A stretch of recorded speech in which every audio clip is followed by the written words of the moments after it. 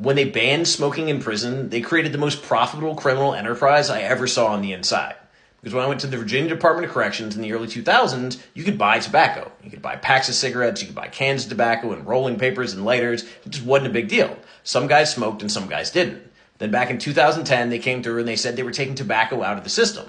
All of a sudden, guys were stashing it everywhere. Guys were making relationships with guards. Guys were planning on how they were going to smuggle it in once the ban went into effect. And sure enough, when the ban went into effect, you had thousands, even tens of thousands of people who were addicted to nicotine and were willing to pay more for that than they were for drugs. So you had the guy bringing in heroin, you had the guy bringing in marijuana. They weren't making a fraction of the money of the guys who were living off the tobacco they had stashed or the guys who were bringing tobacco in from the outside.